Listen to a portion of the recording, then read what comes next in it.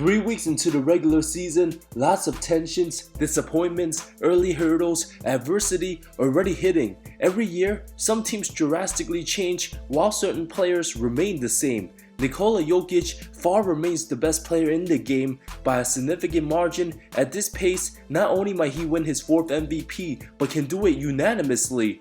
LeBron James still LeBron no matter how many seasons he plays. Doc Rivers still the king of 3-1 shivers. We'll get into all that. Let's start with the ugly. Disastrous Philadelphia 76ers signing Paul George, a ridiculous 4-year $212 million deal. Not a leader, disappoints too often in big moments. The last man standing for his piss poor 2010 draft class, forever known being part of the worst trade in NBA history. Unreliable and choked out performances with the Clippers, especially in the bubble, defining his legacy. An absolute disgrace of a travesty. Gets hurt too often, has to explain himself several times on his pod after those bad games. Confused Clipper fans booed him. Why is that a surprise after all that missed time and bad performances? First round exit to Dallas. Most Clipper fans already acknowledge Kawhi's knees are cooked. Team has no real shot. Why invest $200 million more into this era and keep losing? For someone who doesn't have what it takes to elevate them over the top and keep losing when you can admit defeat easier. Even Norman Powell took a shot at George, citing more opportunities for other players after his departure, and look at his numbers now. First 6 contests, only played with Joel twice, the most inconsistent star player, from shooting 6 of 18, 15-point games to 29 and 10 in a loss. Yes, he's absolutely an upgrade from Tobias Harris. Played the most games last season since 2019, the 3 seasons before that, missed 51, 18 games, 24 contests. Not the type of star that makes his teammates better, relies too much on accidental ball, settles too often for contested tough jumpers when they're not falling, looks awful out there. Given how much Embiid gasses out every playoffs, George can't make up his mind at his very best when attacking the basket and playing bully ball, but once things gets physical, just settles for terrible jumpers. If Philly would have got off to a great start and be 10-2 while healthy instead of 2-10, they might have to end up in the play-in for all we know and match up with good teams like the Knicks or Cavs in round 1 with excellent players. If this team loses per second round as usual and George underperforms again, process basically up in flames. Depending on Maxey's growth, he has the dog in him on the team in crunch time. George and Joel, way more talented, but PG, too laid back, and Embiid always hobbling in pain come April and May. There's no hope for the Philadelphia 76ers.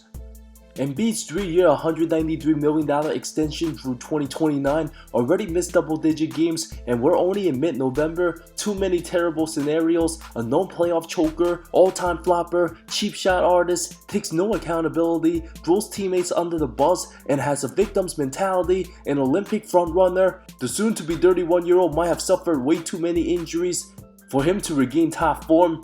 If he's never healthy come playoff time, what makes you think he'll be healthy come 2025?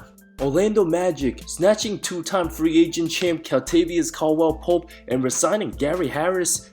KCP 3-year 66 appears to be on the decline, the worst 3-point percentage with a minimum 50 attempts from having the luxury to play with LeBron and Jokic the last half decade plus. After Denver got off to a poor start, the emergence of Christian Brown finally made fans forget about Pope. Perhaps Jamal Mosley's system allows his players to focus more on defense, slapping their shooting abilities. There'll be a stretch when he's super hot, but if KCP continues to regress and ends up like Will Barton post Nuggets, many teams will beware, not trading for any Jokic former teammates. Wasn't too great last postseason, shooting 2 of 7 in 40 minutes Game 7 loss to Minnesota. With the Magic having first round competition, if Caldwell-Pope struggles in those big games against a team like Indiana or Philly, the Magic might still have to wait another year to get out of round 1. Gary Harris, 2 years $15 million, an absolute shell of himself after leaving the Nuggets for Aaron Gordon on the other side of the best trade made by his former team. An annoying yet predictable signing. If his struggles continues further, look for him to be on the trade block alongside Cole Anthony and a first for someone like Brooklyn's Cam Johnson. After a blistering 18-point season debut, the following 11 games failed to even make more than 2 shots, scoring anywhere between 0 and 7 points.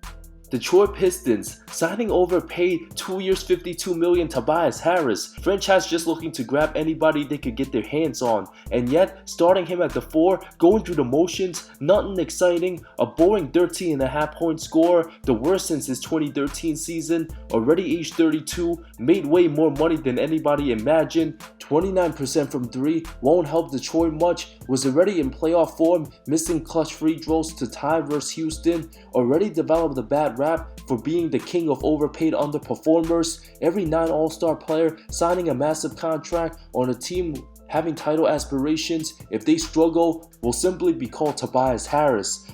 Detroit likely gives him more minutes. Due to rookie Ron Holland's struggles, Harris' impact with the Pistons does nothing to benefit the franchise in the long run.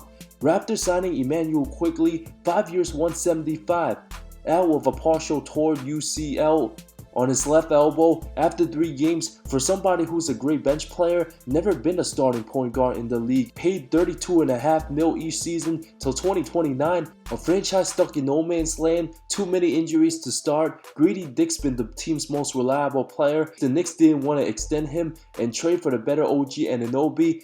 At least OG's one of the most impactful role players in the league. Quickly one of those guys who's pretty good that any team would be pressured, forcing to match an offer sheet, being restricted. Who were the Raptors even bidding against, says John Hollinger. On a squad that would likely win in the low 30s, the franchise might as well hope to draft a good player the next coming class on a rookie deal. The 25-year-old being the highest paid guy on the team just doesn't sound right at the moment. Makes nearly $10 million on the season, more than New York's Jalen Brunson. Quickly will need to step up his game. Not the worst thing in the world. Over the next 2-3 years, everybody on the Raptors not named Scotty Barnes super replaceable. Masai Ujiri being a little too nice to his players hasn't been the same since Kawhi Leonard. Lakers giving Max Christie 4 years $32 million, barely ever plays. One of the biggest disappointments, supposed to be one of those 3-and-D bench guys, appears to be in his own head. Perhaps the pressure playing for a LeBron-led team too overwhelming, getting outplayed by the better rookie Connect. Christie lacks a good feel for the game. The franchise now in win-now mode, have no patience waiting for any type of development, might eventually figure things out, but likely gone from the Lakers at this point, trying to do multiple things at once. For any role players off the bench playing for Bron, only 2 things are needed: shooting and defense. Take it or leave it. Way too slow to make decisions, never has a plan B, super predictable. Many complain his development screwed by Darvin Ham, but when he plays, still has no identity on the court. At least he's only 21 years old. The up and downs in full effect, a 50-50 chance he can be dealt by the deadline if there's any takers.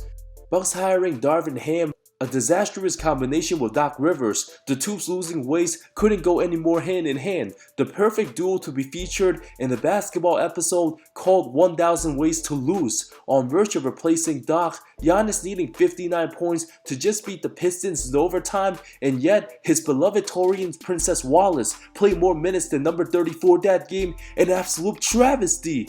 The vibes in the locker room not looking so great. The coach, who's been under the most scrutiny by the most judged franchise, Ham's reputation already tarnished. Nuggets signing Dario Saric, who's totally washed at 30 years old. Moves like he's 40. 2 years, $10.6 million. The money Calvin Booth gave him and Seek Naji. An absolute gut punch for their cap space. Without Joker, Dario, and ancient DeAndre Jordan, the only big men this team has. After starting out 2-3, ironically, teams proceeded to go 5-0 when Dario doesn't play a single minute. Hasn't been the same since tearing his ACL in the 21 finals. Now given a player option for 2026, of course he'll take that. Way too passive. Nothing more than a plug-in stretch 5, will certainly be out the NBA after 2026. Honorable mentions: James Wiseman of the Indiana Pacers, tearing his Achilles, might be done for good, a team option for next season. Indy will look to have better guys, likely move on from him, looking like one of the worst second picks all time. His NBA career sadly might already be over. Golden State drafting him over LaMelo Ball might have cost the franchise another ring. Which team will end up having the biggest regret after this season? Your thoughts on the comments below.